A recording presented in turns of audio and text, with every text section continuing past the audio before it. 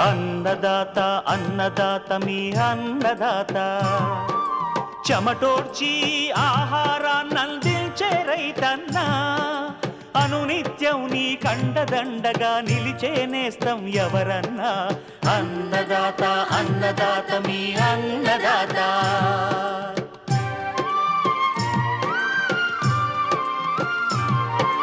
నూతన రీతుల సాగుబడికి, నూరింతలు పెరిగే దిగుబడికి సూచనలిచ్చే సస్య రక్షణకు, పశు పోషణకి శాస్త్ర విజ్ఞానం అందించి ముందుకు నడిపే తెలుగు రైతు భారతదేశానికి మకుటం అయ్యేలా తీర్చిదిద్దే ఆశయంతో మిమ్ము మేలు కొలిపేది అన్నదాత.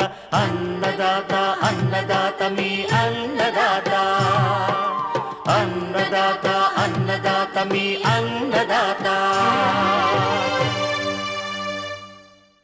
అన్నదాత ప్రేక్షకులకు నమస్కారం. ఈనాటి ముఖ్యాంశాలు: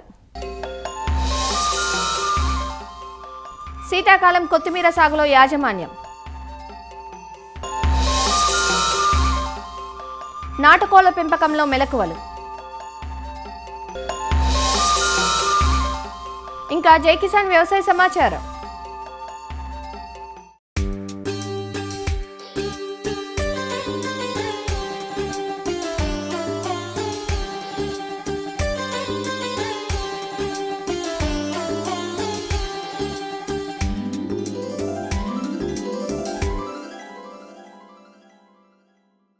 అధిక ఆదాయాన్నిచ్చే ఆకుకూరగా వాడుకలో ఉంది కొత్తిమీర.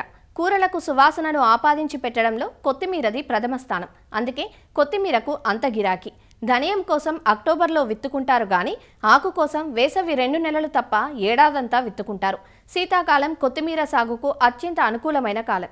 ఈ కాలం మొక్క పెరుగుదలకు అనువుగా ఉండటంతో పాటు మేలైన ఆకు దిగుబడిని అందిస్తుంది. అందుకే రైతులు అక్టోబర్ మొదలుకొని ఫిబ్రవరి వరకు దఫదఫాలుగా కొత్తిమీరను సాగు చేసి ఆదాయాన్ని ఆర్జిస్తుంటారు. ప్రస్తుతం కొత్తిమీర సాగు చేసే రైతులు సాగులో కొన్ని యాజమాన్యపు మెలకువలు పాటిస్తే మేలైన దిగుబడిని, మంచి ఆదాయాన్ని పొందవచ్చంటూ సాగు వివరాలు తెలియజేస్తున్నారు ఆచార్య ఎన్జీ రంగా వ్యవసాయ విశ్వవిద్యాలయం నైరా వ్యవసాయ కళాశాల సహాయ అధ్యాపకులు డాక్టర్ పి వెంకట్రావు. మనకి రబీ కాలంలో ఆరుతడి పంటలతో పాటు కూరగాయల సాగు ఎక్కువగా సాగు చేస్తూ ఉన్నారు. ఈ కూరగాయల్లో కూడా ఆకుకూరలు, కొత్తిమీర సాగు కూడా ఉంది. ఎందుకంటే ఆరోగ్యానికి చాలా ముఖ్యంగా కంటి చూపుకి ఎక్కువగా అవసరం కాబట్టి వాడుతున్నారు. రైతు సోదరులు ఏంటంటే దీన్ని సాగు చేసేటప్పుడు వారికి ఉన్న విస్తీర్ణంలో ఎంత విస్తీర్ణం వేస్తున్నారో దాన్ని సమభాగాలుగా చేసుకొని ప్రతి 10 రోజులకు ఒకసారి గ్యాప్ ఇచ్చి నాటుకున్నట్టయితే మనం నిరంతరము ఉపాధితో పాటుగా తక్కువ ఖర్చుతో అధిక దిగుబడి రావడానికి అవకాశం ఉంటుంది కాబట్టి చూసుకోవాలి. ఇక ఇందులో మనకు రకాల విషయానికి వచ్చేసరికి ఏంటంటే అఖిల భారత సుగంధ ద్రవ్యాల సమన్వయ పరిశోధనా స్థానం నుంచి విడుదలైనటువంటి సింధు, సాధన, స్వాతి, సుధా అనే రకాలు, దాంతోపాటు వైఎస్ఆర్ యూనివర్సిటీ నుంచి ధనియా 1 అనే రకం కూడా అధిక దిగుబడి ఇచ్చే రకము. దీన్ని కూడా మనం సాగు చేసుకుంటే మంచిది. వేసవిలో కంటే మన శీతాకాలంలో కూడా మంచి దిగుబడి వచ్చే అవకాశం ఉంది కాబట్టి మన విత్తన మోతాదుని అంటే ఎకరానికి సుమారుగా 250 గ్రాముల విత్తనాన్ని మనం తీసుకుంటే సరిపోతుంది. అదేవిధంగా విత్తన శుద్ధి విషయానికి వచ్చేటట్టుగా దీనికి మాగుడు తెగులు ఎక్కువగా ఆశించే అవకాశం ఉంది కాబట్టి నివారించుకోవడం కోసం విత్తన శుద్ధి కంపల్సరీ చేసుకోవాలి. ఈ విత్తన శుద్ధి అంటే 1 కిలో విత్తనానికి 1 గ్రాము కార్బెండజము లేదా 2.5 గ్రాముల మ్యాంకోజెబ్ కలిపి విత్తన శుద్ధి చేసుకున్నట్టయితే సరిపోతుంది. ఇక విత్తే విధానం వచ్చేసరికి ఏంటంటే ఎత్తైన మల్లులా తయారు చేసుకొని దాంట్లో వరుసకి మధ్య సుమారుగా 10 సెంటీమీటర్ల దూరము, మొక్కి మధ్య 2 నుంచి 3 సెంటీమీటర్ల దూరం ఉండేటట్టుగా చూసుకొని మన విత్తనాలను అలా వేసుకుంటే సరిపోతుంది. ఎరువుల యాజమాన్య విషయానికి వచ్చరికి ఏంటంటే ఎకరానికి 10 టన్నులు బాగా చివికిన పశువుల ఎరువు వేసుకొని మడిలో బాగా కలిపి దున్నాలి. దాంతోపాటుగా రసాయనిక ఎరువులు వాడినట్టయితే సుమారుగా సెంటు మడికి 350 గ్రాముల యూరియా, 1 కిలోల సింగిల్ సూపర్ ఫాస్ఫేట్, 150 గ్రాముల మ్యూరేట్ ఆఫ్ పొటాష్ ఇచ్చే ఎరువులు వేసుకోవాలి. అదేవిధంగా ఇంకా ఎక్కువ కోతలు రావడం కోసం ఏంటంటే విత్తిన 20 రోజులకి జిబరెలిక్ ఆమ్లాన్ని అంటే 0.1 గ్రాము 10 లీటర్ నీటిలో కలిపి మనం పిచికారీ చేసుకున్నట్టయితే మొక్క ఎదుగుదల బాగా ఉంటుంది. తద్వారా మనం ఎరువుల యాజమాన్యం సమగ్రంగా పాటించినట్టు అవుతుందన్నమాట. ఇక నీటి యాజమాన్య విషయానికి వచ్చేందుకు ఏంటంటే నీ భూమిలో నీటి తేమ శాతాన్ని బట్టి 7 నుంచి 10 రోజులకు ఒకసారిగా నీరు తడి ఇచ్చుకున్నట్టయితే ఆరోగ్యంగా ఆయన పంటని చేసుకోవచ్చు. ఇక ముందుగా చెప్పుకున్నట్టు ఇందులో సస్యరక్షణ విషయాలకు వచ్చేసరికి ఏంటంటే మాగుడు తెగులు ఎక్కువగా ఆశిస్తుంటుంది. ఈ మాగుడు తెగులు ఏంటంటే ముఖ్యంగా మొక్కల సాంద్రత ఎక్కువగా అయినప్పుడు ఒక నుంచి మొక్క ఆశించి ఎక్కువగా అన్ని ఎండిపోవడం, చనిపోవడం జరుగుతుంది. కాబట్టి దీని నివారణ కోసం కాప్రాక్సిల్ క్లోరైడ్ 3 గ్రాముల 1 లీటర్ నీటి చొప్పున పిచికారీ చేసుకోవచ్చు. దీనికంటే ఆర్గానిక్ లాంటి సేంద్రియ పద్ధతిలో 4 గ్రాముల ట్రైకోనోవిరిడి కలుపుకొని విత్తన శుద్ధి చేసుకున్నట్టయితే సరిపోతుంది. ఇక మనకి ఆకు మచ్చ తెగులు కూడా ఉంటాయి, ఆల్టర్నేటివ్ ఎండు తెగులు అంటాం. దీనికోసం కూడా మన కార్బెండజం 1 గ్రాము కలిపి మనం పిచికారీ చేసుకున్నట్టయితే సరిపోతుంది అనమాట. ఒకవేళ ఏదైనా పురుగు ఆశించినట్టే, ఆకు తినే పురుగు కానీ ఏదైనా ఆశించినట్టయితే వేప నూనె మాత్రమే వాడి 1 లీటర్ నీటికి 5 మిల్లీలీటర్ల వేప నూనె కలిపి మనం పిచికారీ చేసుకుంటే సరిపోతుంది. ఈ విధంగా కొత్తిమీర ఏంటంటే 45 నుంచి 50 రోజులు కోతకు వస్తుంది కాబట్టి మనం మార్కెట్లో ముందే చూసుకొని తీసిన తర్వాత వెంటనే చిన్న చిన్న కట్టలు కట్టుకుంటే, ఎందుకంటే మార్కెట్లో కూడా ఇప్పుడు మనం చూస్తాం ఆ చిన్న కట్ట కూడా 20 రూపాయలు కూడా పలికే సందర్భాలు ఉన్నాయి. కాబట్టి తక్కువ ఖర్చుతోటి అధిక లాభం రావడానికి ముఖ్యంగా 70 నుంచి 75 వేల రూపాయలు ఎకరానికి నికర ఆదాయం వచ్చే అవకాశం ఉంది. కాబట్టి రైతు సోదరులు దీన్ని మొగ్గు చూపుతా ఉన్నారు. సేంద్రియ పద్ధతులు, సేద్య పద్ధతులు మేళవించి మనం సాగు చేసినట్టయితే కొత్తిమీర సాగులో అధిక దిగుబడి, అధిక నికర ఆదాయం సాధించడానికి అవకాశం ఉంటుంది.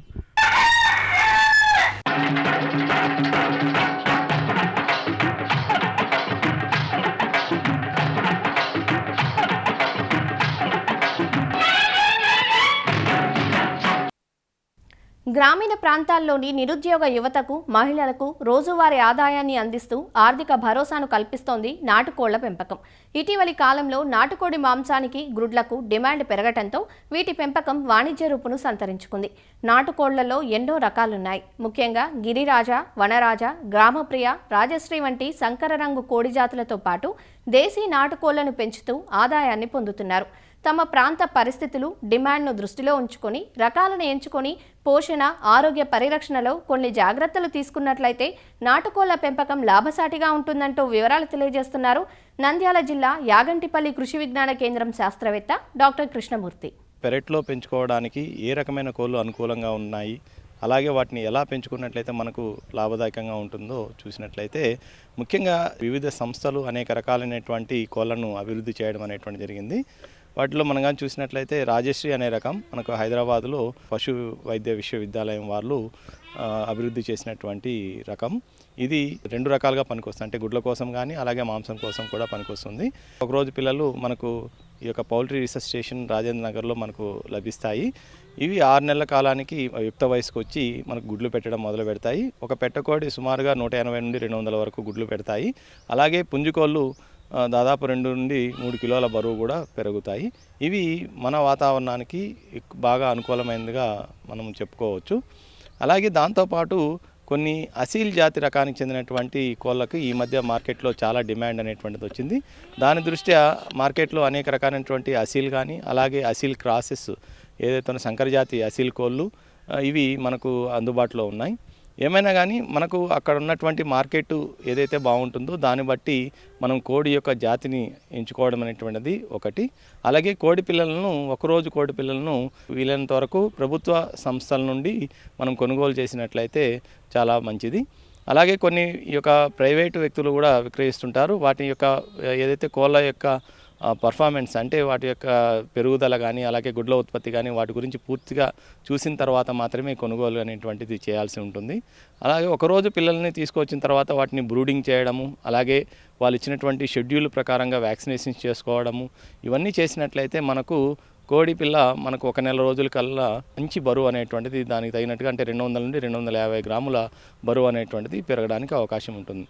అలాగే ఇప్పుడు మార్కెట్లో చాలా చోట్ల మనకు 5 వారాల కోడి పిల్లలు మనకు మార్కెట్లో రెడీగా అందుబాటులో దొరుకుతూ ఉంటాయి.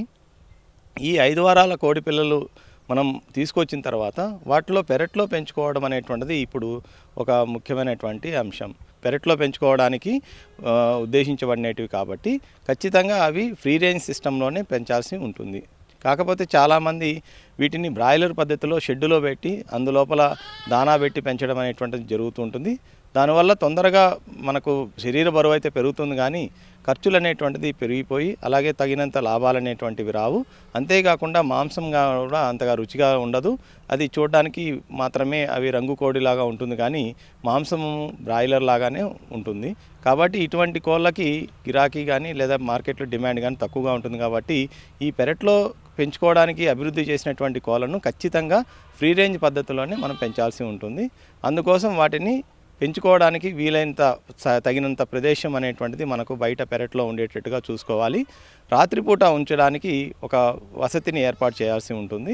ఆ వసతి గృహం అనేటువంటిది ఏదైతే షెడ్ అనేది మనం నిర్మించుకుంటామో ఒక కోడికి 2 చదరపు అడుగుల విస్తీర్ణం ఉండేటట్టుగా మనం నిర్మించుకోవాల్సి ఉంటుంది. ఈ షెడ్డు లోపల అడుగు భాగంలో ఖచ్చితంగా మనము సిమెంట్ కాంక్రీట్ కానీ లేదా బండలు కానీ వేయాలి. దాని మీద మనము 4 నుండి 6 అంగుళాల మందంతో వరి పొట్టు కానీ లేకపోతే రంప పొట్టు కానీ వేసి లిట్టర్ మెటీరియల్ అంటాం, దాన్ని వేసి రాత్రిపూట అంతా అందులోనే ఉండేటట్టుగా మనం చూసుకోవాలి. పగటిపూట పొద్దున అంతా కూడాను బయట ఉన్నటువంటి పెరట్లో తిరుగుతూ రాత్రిపూట అవి షెడ్డులోకి చేరుకునేటట్టుగా మనం అలవాటు చేసుకోవాలి. మనము షెడ్డును నిర్మించుకునేటప్పుడు దానికి గాలి వెలుతురు అనేటువంటిది బాగా వీచే విధంగా ఉండాలి. ఇక్కడ పెరట్లో పెంచుకునేటప్పుడు ముఖ్యంగా ఆహారం అనేటువంటిది ఒక ముఖ్యమైనటువంటి పాత్ర పోషిస్తుంది. పెరట్లో మనం కోళ్ళను పెంచుకున్నప్పుడు వాటికి ఇచ్చేటువంటి ఆహారం విషయంలో కొన్ని జాగ్రత్తలు పాటించాలి. కోళ్ళకు పళ్ళు అనేటువంటి ఉండవు కాబట్టి అవి పూర్తిగా నలగొట్టుకొని అవి తినేటువంటి పరిస్థితి. అందువల్ల ఈ యొక్క మనం గింజలుగా మనం వేసినప్పుడు కోళ్ళల్లో అరుగుదల అనేటువంటిది చాలా నెమ్మదిగా జరగడం వల్ల వాటి యొక్క పెరుగుదల అనేటువంటి తక్కువగా ఉంటుంది. కాబట్టి రైతులు కోళ్ళకు పెట్టేటువంటి ధాన్యాన్ని కానీ ఏదైనా కూడా ఖచ్చితంగా నలకగొట్టి వాటిని రవ్వ లాగా చేసి పొడి రూపంలో మాత్రమే ఇవ్వాల్సినటువంటి అవసరం ఉంది. అప్పుడు మాత్రమే ఈ యొక్క కోళ్ళు అనేటువంటి పెరుగుదల అనేటువంటిది బాగుంటుంది. దానాతో పాటు ఎముకల పొడి లేదా మినరల్ మిక్చర్ అంటాం, మినరల్ మిక్చర్ని ఖచ్చితంగా మనం దానికి కలిపి మనం పెట్టాల్సి ఉంటుంది. దానివల్ల కూడా కోళ్ళల్లో లవణాల యొక్క లోపం అనేటువంటిది లేకుండా పెరుగుదల అనేటువంటిది ఎక్కువగా ఉండేదానికి అవకాశం ఉంటుంది. అలాగే మూడవది చాలా వరకు కూడాను నానబెట్టి పెట్టడం అనేటువంటి జరుగుతూ ఉంటుంది. ఇలా నానబెట్టి పెడుతున్నప్పుడు వీలైనంత వరకు ఏ పూటకి ఆ పూట అయిపోయేటట్టుగా చూసుకోవాలి. ఈ నానబెట్టినటువంటి ఈ యొక్క దానాన్ని మరుసటి రోజు అనేటువంటిది ఖచ్చితంగా వాడకూడదు. ఎందుకంటే ఈ యొక్క నానబెట్టడం వల్ల దానిలో ఈ ఫంగస్ అనేటువంటిది డెవలప్ అవుతుంది. ఈ ఫంగస్ వల్ల ఈ అఫ్లోటాక్సిన్స్ అనేటువంటివి ఏర్పడి ఈ యొక్క కోళ్ళు అనేటువంటి చనిపోయేదానికి అవకాశం ఉంది. కాబట్టి ఖచ్చితంగా నానబెట్టి పెట్టాల్సి వచ్చినప్పుడు ఏ పూటకి ఆ పూట మాత్రమే ఇవ్వాలి. అలాగే కోడి యొక్క బరువు కానీ తర్వాత దాని పెరుగుదల కానీ అలాగే అది గుడ్లు పెట్టేటువంటి వయసు కానీ ఇదంతా కూడా ఆ కోడికి ఇచ్చేటువంటి ఆహారం మీదనే ఆధారపడి ఉంటుంది. కాబట్టి బయట పెరట్లో పెంచేటువంటి కోడికి మనము వీళ్ళు తగినంత ఆహారం అందేటట్టుగా చూసుకోవాలి. ముఖ్యంగా మాంసకృతులు అనేటువంటిది బాగా లభించేటట్టుగా చూసుకోవాలి. దానికి ఇచ్చేటువంటి ఆహారంలో 18% మాంసకృతులు ఉండే విధంగా మనము ఒక దానాన్ని తయారు చేసుకోవాల్సి ఉంటుంది. ఈ యొక్క అదనపు దానా అనేటువంటిది ప్రతిరోజు కనీసము 100 గ్రాముల వరకు ఒక్కొక్క కోడి పిల్లకి మనము అందించాల్సినటువంటి అవసరం ఎంతైనా ఉంది. దానాకి ప్రత్యామ్నాయంగా కొన్ని వనరులు ఉన్నాయి. ఆ వనరులను కానీ మనం కానీ వాడుకున్నట్లయితే మనకు ఈ యొక్క దానా మీద ఖర్చును తగ్గించుకొని తద్వారా ఎక్కువ లాభాలను పొందవచ్చు. ఆ వనరుల్లో ముఖ్యంగా చెప్పుకోదగినది అజోలా అనేటువంటిది. ఈ అజోలా అనేటువంటిది మనం పెరట్లో మనం చెట్ల కింద మనం సులభంగా పెంచుకోవచ్చు. ఇది నీరు ఉన్నటువంటి ప్రదేశంలో బాగా పెరుగుతుంది. దీనిలో మనం చూసినట్లయితే 25 నుండి 35% వరకు మాంసకృతులు ఉన్నాయి. కాబట్టి ఇది చాలా మంచి బలవర్ధకమైనటువంటి ఆహారంగా మనం కోళ్ళకి చెప్పుకోవచ్చు. ఒక్కొక్క కోడికి 50 గ్రాముల వరకు మనం అందించవచ్చు. దీనివల్ల దాదాపు దానా ఖర్చును సగం వరకు మనం తగ్గించుకోవడానికి వీలుగా ఉంటుంది. కాబట్టి ఈ అజోలా అనేటువంటిది ఒక ప్రత్యామ్నాయంగా మనం పెరట్లో పెంచేటువంటి కోళ్ళకి ఉపయోగించుకోవచ్చు. అలాగే ఈ పెరట్లో పెంచేటువంటి కోళ్ళకు మరొక ఈ యొక్క ప్రత్యామ్నాయ దీనికి అంటే ఆహారంగా మనం ఈ యొక్క కూరగాయలు అలాగే ఆకుకూరలను ఇవ్వచ్చు. ముఖ్యంగా ఈ యొక్క మార్కెట్లో దొరికేటువంటి వ్యర్థ పదార్థాలు ఏదైతే వృధాగా పడేసేటువంటి ఆకుకూరలు కూరగాయలు కానీ మనం అందించినట్లయితే వాటిని కూడా మనం దానా ఖర్చు తగ్గించే విధంగా మనం వాడుకోవచ్చు.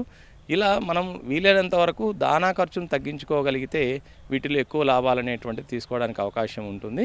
ముఖ్యంగా పెరటి కోళ్ళల్లో వచ్చేటువంటి ఈ పోషణ ఏదైతే మాంసకృతుల యొక్క లోపాల వల్ల వచ్చేటువంటి సమస్యలు చూసినట్లయితే ముఖ్యంగా అవి ఒకదానికొకటి పొడుచుకుంటుంటాయి. దాన్నే మనం కెనబాలిజం అనేసి అంటాం.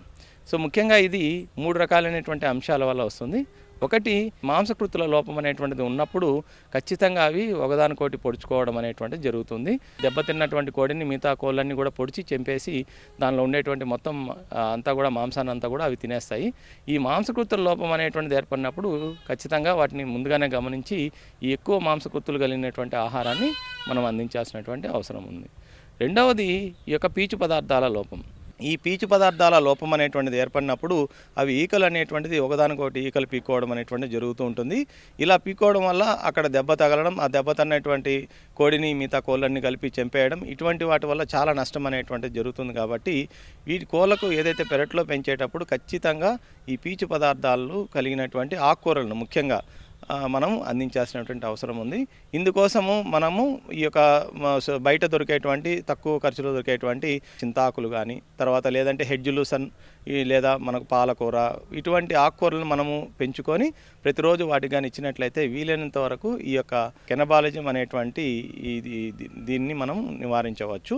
లవణాల లోపం ఏర్పడినప్పుడు కూడా ఈ కెనబాలిజం అనేటువంటిది మనం చూస్తాం. అంటే సాల్ట్ లోపం అనేటువంటిది ఏర్పడినప్పుడు కూడా, సో అటువంటప్పుడు కూడా మనం వీటికి ఆ నీళ్ళల్లో మనం సాల్ట్ అనేటువంటిది కలిపి, అంటే ఉప్పు అనేటువంటిది కలిపి అందించడం ద్వారా కూడా ఈ కెనబాలిజం అనేటువంటిది మనం నివారించవచ్చు. కాబట్టి ఈ యొక్క పెరట్లో మనం ఎక్కువ సంఖ్యలో మనం కోళ్ళను పెంచుతున్నప్పుడు కెనబాలిజం అనేటువంటిది అంటే ఓదానికోటి పొడుచుకోవడం అనేటువంటిది ఒక ప్రధానమైన సమస్యగా మనం చెప్పుకుంటున్నాం. కాబట్టి వాటి నివారణకు ఇప్పుడు చెప్పినటువంటి ఈ 3 అంశాలను మనం కానీ పాటించినట్లయితే వీలైనంత వరకు కోళ్ళని కెనబాలిజం బారిన పడకుండా మనం నివారించుకోవచ్చు. పెరట్లో కోళ్ళు తిరుగుతున్నప్పుడు మనకు ఈ యొక్క నీరు అనేటువంటిది ఒక ప్రధానమైనటువంటి పాత్ర పోషిస్తుంది.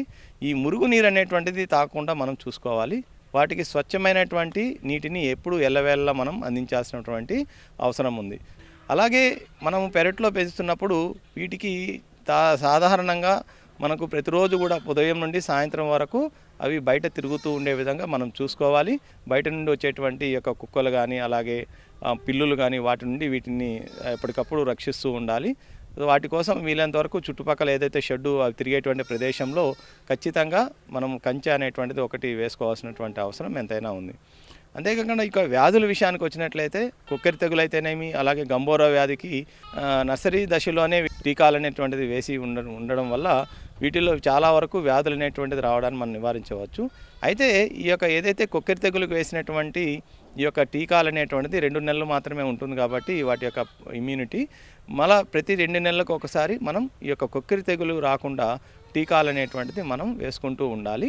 ముఖ్యంగా బయట తిరుగుతున్నప్పుడు పరాన్నజీవులు అనేటువంటిది ఈ యొక్క కోళ్ళ లోపలికి వెళ్ళిపోతుంటాయి. కాబట్టి వీటి నివారణకు ప్రతి నెలకు ఒకసారి మనం ఈ యొక్క పరాన్నజీవుల నివారణ అంటే నట్టల నివారణ మందులైతే ఖచ్చితంగా తాపించాల్సినటువంటి అవసరం ఉంది. ఇప్పుడు చలికాలంలో శ్వాసకోశ సంబంధించినటువంటి జబ్బులు మనం అక్కడక్కడ చూస్తున్నాము. వాటిలో ముఖ్యంగా బ్రాంకో న్యూమోనియా అనేటువంటిది లేదా బ్రాంకైటిస్ అంటాము.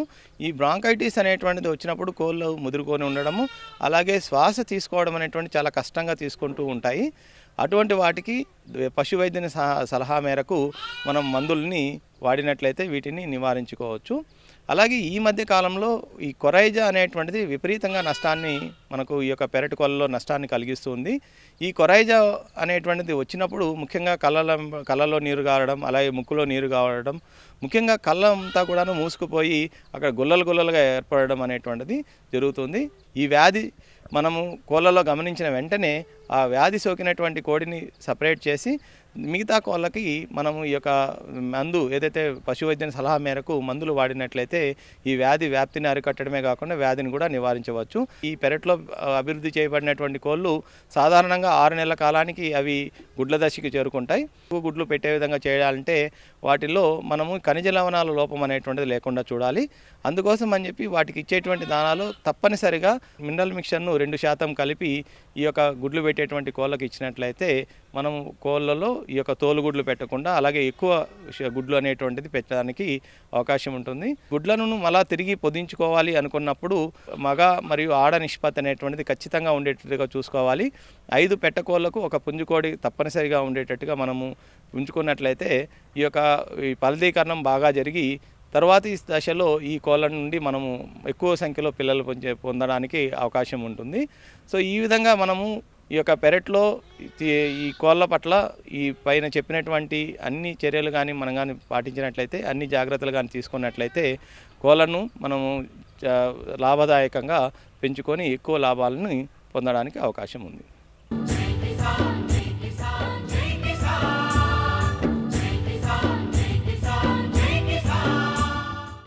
వ్యవసాయ సమాచారం ఇప్పుడు జై కిసాన్లో చూద్దాం. ఈ ఏడాది వాతావరణంలో పెరిగిన ప్రతికూల పరిస్థితులతో చీడపీడలు పెరిగి మిర్చి పంటకు నష్టాన్ని కలిగించాయంటూ వరంగల్ జిల్లా రైతులు ఆందోళన చెందుతున్నారు. సాధారణంగా నర్సంపేట నియోజకవర్గంలోని నర్సంపేట, నల్లబెల్ల, దొగ్గొండి మరియు ఖానాపురం మండలాలలో మిరప సాగు ఎక్కువ. ఏళ్ల కాలంగా ఇక్కడి రైతులు సన్నమిర్చితో పాటు చపాట రకాలను సాగు చేస్తున్నారు. అయితే గత 4-5 ఏళ్లుగా పంటను పలు రకాల పురుగులు, తెగుళ్లు ఆశించి దిగుబడులను తగ్గిస్తున్నాయని, లక్షల్లో పెట్టుబడులు పెట్టి చివరికి నష్టపోతున్నామంటూ రైతులు వాపోతున్నారు. ముఖ్యంగా ఈ ఏడాది నల్లతామర, ముడత, కుచ్చు తెగుళ్లతో పాటు అధిక వర్షాలు, తుపాన్ల వల్ల వేరుకుళ్ళు, కొమ్మ ఎండు, బూజు తెగుళ్లు ఆశించి పంటను పనికిరాకుండా చేస్తున్నాయంటూ ఆందోళన చెందుతున్నారు. ఎకరన్నర వేసాను, దగ్గర 1,50,000 పెట్టుబడి పెట్టాను. కుచ్చు తెగులు ప్లస్ నల్ల తామర ప్లస్ ఏరుకుళ్ళు, కొమ్మ కట్ చేయడం, బూజు తెగులు లాంటిది ఇవి వస్తున్నాయి. అధిక మోతాదులో బాగా 4 డేస్కి ఒకసారి పిచికారి చేస్తున్నాం. అయినా కూడా సరి అయిన దిగుబడి రాక ఇబ్బంది పడుతున్నాం. సరి అయిన అవగాహన లేక సుధా మాకు ఏ మందు కొట్టాలో ఏం కాదా అనేది సరైన టైంలో చెప్పడానికి అనుకూలమైన అధికారులు రావట్లేదు. గత కొన్ని ఏళ్ళ కాంచి పెడుతున్నాం కానీ ఈ 4-5 ఇయర్స్ కాంచి ఎక్కువ ఈ నల్లి అనేది బాగా వస్తుంది. బ్లాక్ ట్రిప్స్, ఎర్ర నల్లి, వైట్ ఫ్లై, తర్వాత పురుగు బాగా అటాక్ అయిపోయింది ఈ వాతావరణంతో. 4-5 క్వింటాల కంటే ఎక్కువ వచ్చే పరిస్థితులు అయితే లేదు. ఏది ఇప్పుడున్న పరిస్థితుల్లో ఈ యొక్క పంట మేము ఎకరం పెట్టినాం. ఎకరానికి ఇంత కొట్టాలి మందు, ఎవరో ఏదో కొట్టిందని వాళ్ళని చూసి మేము కొడతాం. 3,500 ఎకరానికి 3,500, 4,000 అట్లా ఖర్చు పెట్టినా కూడా పూతల పేను అని, తెల్ల పేను, ఎర్ర పేను, పురుగు పెట్టి కొట్టినా కూడా అవి లాభం లేవు, ఫలితం లేవు. మేము ఎకరం తోడబెట్టాం సార్. ఇప్పటి వరకు నల్ల పేనచ్చుడు, కూర్చచ్చుడు, ఏం మందు కొట్టినా మాకు తగ్గేసండి ఓపెన్ లేదు. వైరస్ తెగుళ్లు ఆశించిన మిర్చి తోటలను మహబూబాబాద్లోని జన్నారెడ్డి వెంకట్రెడ్డి ఉద్యాన పరిశోధనా స్థానం శాస్త్రవేత్తలు సందర్శించి రైతులకు పలు సూచనలు అందించారు. మిర్చి రైతుల తోటల్లో ముఖ్యంగా గమనించింది ఏంటంటే వేరుకుళ్ళు తెగులు గమనించడం జరిగింది. దాంతోపాటుగా కుచ్చు తెగులు, అంటే ఇది నల్ల తామర వల్ల, బ్లాక్ త్రిప్స్ వల్ల, నార్మల్ త్రిప్స్ వల్ల కూడా వచ్చిన పై ముడత, కుచ్చు తెగులు చాలా విపరీతంగా గమనించడం జరిగింది. దాంతోపాటుగా కొమ్మకుళ్ళు, బూజు తెగులు కూడా గమనించడం జరిగింది. వేరుకుళ్ళు తెగులు వచ్చిన వెంటనే దాన్ని గమనించి కాపరాక్సి క్లోరైడ్ 3 గ్రాముల లీటర్ నీటికి డ్రెంచింగ్ కానీ, లేదా కార్బెండిజమ్ ప్లస్ మ్యాంకోజబ్ 2 గ్రాములు లీటర్ నీటిలో కలిపి దాన్ని పాదుల దగ్గర పోసి దాన్ని చర్యలు తీసుకోవాలని చెప్పాము. అసలు నాటే ముందే ట్రైకోడర్మా విరిడి మరియు సూడోమోనాస్ అనే 2 బయోఫెర్టిలైజర్స్ని పశువులతో కలుపుకొని ఫీల్డ్ ప్రిపరేషన్ చేసుకున్నప్పుడే వేసుకున్నట్లయితే మొదట ఈ వేరుకుళ్ళు తెగులు ఉండేది కాదు. ఇక రైతులు ఇక్కడ నీళ్లు పారకం చేస్తారు, అంటే ఫ్లడింగ్ చేస్తారు కాబట్టి ఒక దగ్గర వచ్చినా కూడా మనకు వేరుకుళ్ళు తెగులు అనేది ఇంకో దగ్గరికి చాలా వేగంగా వ్యాప్తి చెందే అవకాశం ఉంది. కాబట్టి దాన్ని చాలా ఎఫిషియెంట్గా వచ్చిన వెంటనే ఖచ్చితంగా కంట్రోల్ చేసుకోవాలి. దాంతోపాటుగా ఇక్కడ నల్లతామర చూసాము, పూలలో చాలా విపరీతంగా ఉంది. దానికి మందులు విచక్షణ రహితంగా కొట్టకుండా ఉద్యానాధికారులు కానీ శాస్త్రవేత్తలు కానీ సూచించిన డోస్ ప్రకారమే, వాడి షెడ్యూల్ ప్రకారమే మందులు పిచికారీ చేయాలి. ఒక మందు స్ప్రే చేసిన తర్వాత దానికి కొంత వెయిటింగ్ పీరియడ్ ఉంటుంది. ఆ వెయిటింగ్ పీరియడ్ తర్వాతనే మళ్ళీ ఇంకో మందుకు చేయాలి. ఆ మందు చేయకపోతే దానికి నిరోధశక్తి వస్తుంది, పురుగుకి నిరోధశక్తి వచ్చేసి కంట్రోల్ కాదు. పిచికారీ చేసేటప్పుడు కూడా మేము గమనించడం జరిగిందంటే మధ్య ఎండాల పూట చేయకూడదు. ఉదయం 10 గంటల లోపు కానీ, సాయంత్రం 3 గంటల తర్వాత కానీ పిచికారీ చేయాలి. ఈ నల్ల తామరకు కానీ, తెల్లదోమకు కానీ, నీలిరంగు జిగురొట్టలు కానీ, పసుపు రంగు జిగురొట్టలు కానీ కంపల్సరీగా ఎకరానికి 50 నుండి 100 పెట్టుకోవాలి. ఈ కొమ్మకులు తెగులు వచ్చినప్పుడు మన రైతులు వెంటనే గుర్తించిన వెంటనే అసర్బో అనే మందు ఉంటుంది, అవి కానీ, ఇండెక్స్ అనే మందు ఉంటుంది, అది కానీ, లేకపోతే అజాక్సిస్ట్రోబిన్ అనే మందు ఉంటుంది, అవి పిచికారీ చేసుకొని ఉండాలి. ఇది అంటురోగం లాగా ఈ గాలి ఇప్పుడున్న వాతావరణ తేమ వాతావరణం వల్ల కొమ్మలు ఒకదాని కూడా అంటుకొని వేగంగా వ్యాప్తి చెంది మొత్తం కొమ్మకుళ్ళు మొత్తం తెగులు వచ్చే అవకాశం ఉంది. ఏదైనా పురుగు వచ్చినప్పుడు కేవలం కెమికల్స్ ద్వారా మనం పురుగుల్ని కంట్రోల్ చేయలేము. సమగ్ర సస్యరక్షణ చర్యలు అనేవి పాటించాలి. అవి మొదటి నుండి విత్తన శుద్ధి కానీ, లేదా జిగురొట్టలు పెట్టడం కానీ, లింగగర్ష బుట్టలు పెట్టడం కానీ, చుట్టూ బార్డర్ క్రాప్లో మేజ్ అనేది ప్లాంట్ చేసుకోవడం కానీ, ఇవన్నీ చేసినప్పుడే, ఇవన్నీ సమగ్ర సస్యరక్షణ చర్యలు చేసినప్పుడు మాత్రమే మనము ఈ పురుగుల నుండి మనం కాపాడుకోవచ్చు. కేవలం కెమికల్స్ ద్వారా మనం పురుగుల్ని కంట్రోల్ చేయలేము. రైతులు ఇంకొక విషయం కూడా అడుగుతున్నారండి. మార్కెట్లో చాలా రకాల మందులు ఉన్నాయి, ఏ మందులు కొట్టాలో మాకు అర్థం కావట్లేదు, వాళ్ళు చెప్పినవన్నీ తెచ్చి కొడుతున్నాము, కొన్నిసార్లు పనిచేస్తేనే కొన్నిసార్లు పనిచేయట్లేమని. దానికి నేను చేసే ఒకే ఒక సూచన ఏంటంటే, ఏ మందు అయినా కూడా శాస్త్రీయత లేని మందులు ఏది కూడా వాడకండి. వేరే ఒకరు చెప్పారని కూడా మందకండి అని కొట్టకండి. ఏదైనా కూడా సంబంధిత వ్యవసాయ అధికారి కానీ, ఉద్యానాధికారి కానీ, లేదా శాస్త్రవేత్తని తెలుసుకున్న తర్వాత మాత్రమే ఇది పిచికారీ చేస్తే బాగుంటుంది. ఎందుకంటే ఏ పురుగుకి ఎప్పుడు కొట్టాలి, ఏం సంగతి, అసలు దానికి పర్మిషన్ ఇచ్చారా లేదా, ఇది కొట్టచ్చా లేదా అని తెలుసుకున్న తర్వాత మాత్రం కొట్టండి. ఈ ఏడాది పెట్టుబడులు భారీగా పెట్టామని కనీస దిగుబడులు కూడా వచ్చే పరిస్థితి లేదంటూ రైతులు వాపోతున్నారు. సాగు ఆరంభం నుంచే ఉద్యాన శాఖ సరైన సూచనలు అందించాలని కోరుతున్నారు. మరిన్ని విభిన్న అంశాలతో రేపటి అన్నదాతలో మళ్ళీ కలుసుకుందాం. అంతవరకు సెలవు. నమస్కారం. అన్నదాతలు తమ సందేహాలు, సమస్యలను 1800-425-4085 టోల్ ఫ్రీ నెంబర్లో ఉదయం 10 గంటల నుంచి 11 గంటల మధ్య పని దినాలలో సంప్రదించగలరు. ఈ కార్యక్రమాన్ని యూట్యూబ్లో www.youtube.com/అన్నదాత ఈటీవీ లింక్ ద్వారా వీక్షించవచ్చు. అన్నదాత కథనాలు ఈటీవీ విన్ మొబైల్ యాప్లో వీక్షించండి.